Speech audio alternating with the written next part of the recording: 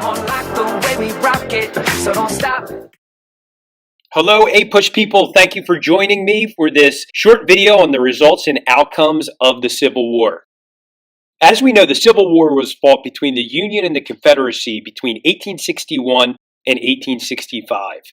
The results of the war were that the Union was maintained and the nation had to rebuild itself, and the Confederacy had to be readmitted. This was very challenging on many levels. In short, would become known as the Reconstruction period, which we will talk about in more depth later.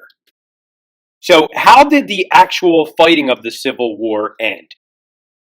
General Robert E. Lee surrendered at Appomattox Courthouse in Virginia on April 9, 1865, ended the actual fighting. Keep in mind that the Confederate government tried to negotiate for peace and a compromise, but Lincoln would accept nothing short of restoration of the Union. The Union President Jefferson Davis was still looking for nothing less than independence. Lee had retreated to Richmond with his army of roughly 30,000 and tried to escape to the Virginia mountains, but was cut off by General Grant at Appomattox Courthouse. Quite notably, Grant accepted his surrender and treated his longtime enemy with respect and allowed his men to return to their homes with their horses.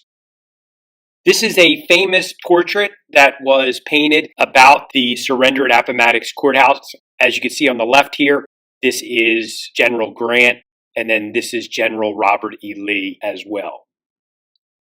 It is believed that as many as 800,000 Americans lost their lives. There was a total cost of about $15 billion for the war, and the Southern economy was basically destroyed. Again, this was by far the deadliest war the U.S. had ever been involved in. More Americans died in the Civil War than any other war combined. A big reason for this large loss of life was that military leaders were using outdated tactics with the amount of weaponry technology that had existed. After the Civil War and some of the results. Only a week after Lee surrendered to Grant at Appomattox Courthouse, Abraham Lincoln was assassinated by John Wilkes Booth on April 14, 1865 at Ford's Theater in Washington.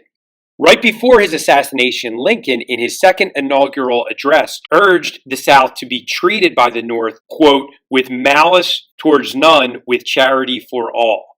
Lincoln's assassination further angered Northerners. The loss of Lincoln's leadership was widely mourned, but the extent of his loss was not fully appreciated until the two sections had to cope with the overwhelming problems in post-war Reconstruction. The supremacy of the national federal government became accepted as a result of the Civil War, and there was no longer any large-scale calls for states to secede from the Union or for the Union to split up. In short, the Civil War made the federal government the undisputed most powerful level of government in our federal system. The Civil War proved that American democracy could work, and the United States, because of it, gained a new standing in the world. Due to the war efforts, American manufacturing, especially in the North, grew rapidly, and many people became very wealthy because of it.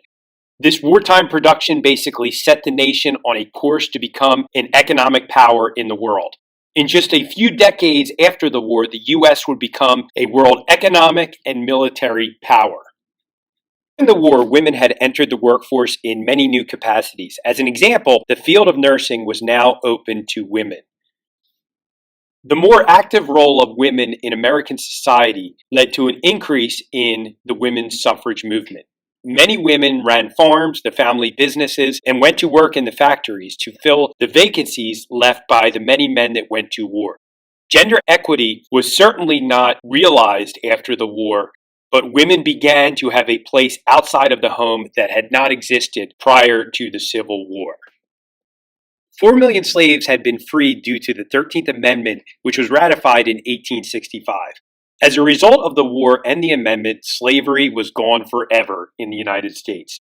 But it did usher in discrimination and unequal and oftentimes very harsh and inhumane treatment of freed black men and women that would last for generations. One of the main conditions for Southern states to rejoin the Union was their state legislatures had to ratify the 13th Amendment, which they did. However, the many wounds of the Civil War took a long time to heal, and many people would say that we as a nation still have not fully healed from that today.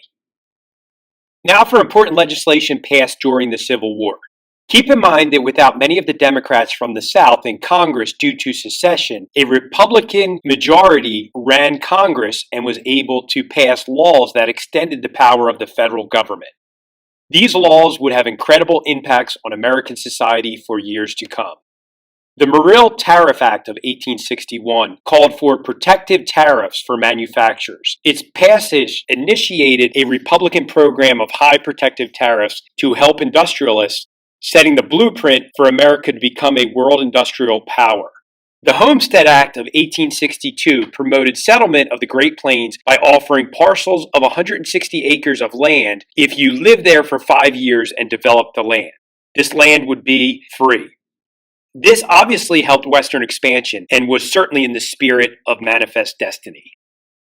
The Morrill Land Grant Act of 1862 encouraged states to use federal land to build agricultural and technical colleges.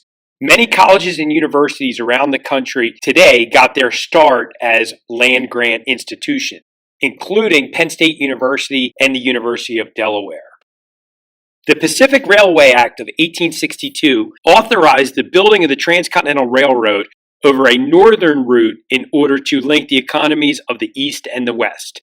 This would obviously have a huge impact on the American economy moving forward.